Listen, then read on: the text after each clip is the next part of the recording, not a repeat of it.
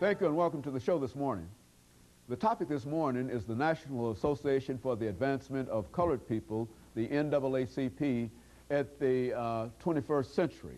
And of course, we have with us to talk about the NAACP in the 21st century, the president of the national branch of the NAACP, Reverend Vernon Dixon. And of course, Reverend Vernon Dixon, let me welcome you to the show this morning.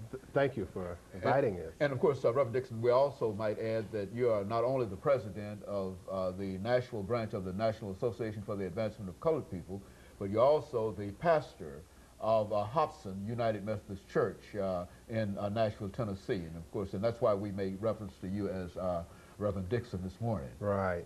Reverend Dixon, what we'd like to do today is to talk about the National Association for the Advancement of Colored People at the 21st century, recognizing that this organization was around at the 21st century, in the 20th century, and has played a very, very significant role. But before we get into that, Reverend Dixon, let's have you as the president of the National Association for the Advancement of Colored People of the branch in Nashville, Tennessee. Let's have you to give us some information about your background, your education, and some of the things that eventually led you to the presidency of this branch, and then we'll talk about the NAACP itself and then get into some of your programs. Well, first of all, Dr. Haney, I just want to thank you for this opportunity to be able to come and to talk to you and to recognize your achievements and your accomplishment in this area. And so it is indeed an honor for me to be here today. I'm a native Nashvilleian and attended schools in Nashville. Unfortunately, I didn't get to attend the integrated schools because integration didn't take place until the year after I finished. And then I left the schools here and then went to Fisk University. And then after that was in the real estate business for many, many years in this community before accepting my call to ministry and moving on then to pastor Hobson United Methodist Church. My involvement with the NAACP started when I was a teenager and under the leadership of then Mrs. Curly Magruder, who was always getting youth involved in the movement and teaching us about this organization and showing us ways that we might be able to be responsible citizens in the community. And so my early involvement started there.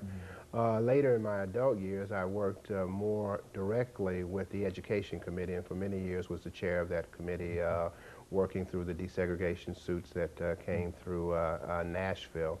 And then ultimately, last year, some people came to me and said that they thought that I might be able to offer the kind of leadership from the role of the presidency, and so I sought that last year, and I am very thankful that the members of the branch came out in such a strong number and to support it, my running for the office and ultimately in voting for me for that office. So that's my involvement in how I've come. There was a stretch of time when I was not involved in the NAACP and kind of walked away and looked at it. But I began to realize that if we are going to make Nashville the kind of community that we really want it to be, we have to be involved in the NAACP. And so I returned to the branch and made my commitment. I am a life member of the branch, now subscribing toward my Diamond Life membership. And encourage all Nashvilleians who want to make this city a better place, particularly when they're focusing on issues around civil rights, that the NAACP is the organization that they need to belong to and to be a part of. We welcome anybody who is interested in making Nashville a better place to come and to join with us. You know, when you talked about what we're going to do for the 21st century, it's important also to remember what we've done, to remember what brought the organization into existence back in 1910. It is a national organization. We have branches throughout all of the 50 states, and particularly on college campuses where we are very active and where I think the movement is carrying us in the 21st century, is that we've got to find a way to educate our young people about the struggles that are there and what has done and what others have done in order to make the advantages for them that they now benefit from. So that's the that's why I'm involved, and that's why I'm here today, to try to get others and to convince others that they need to be involved. And of course, you know, before, as we make preparations, Reverend Dixon, for our first commercial break, It's a great challenge, I would imagine, to deal with the National Association for the Advancement of Colored People in light of the fact that not very many of our young people know that much about the organization. And I would imagine that that's one of the challenges. That's the great challenge for us, facing us today, because the civil rights movement has always been grounded in young people.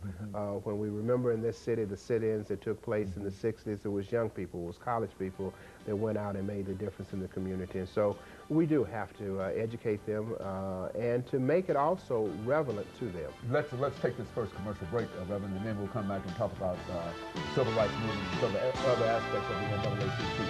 And we'll be back with you following this very, very short. The topic is the National Association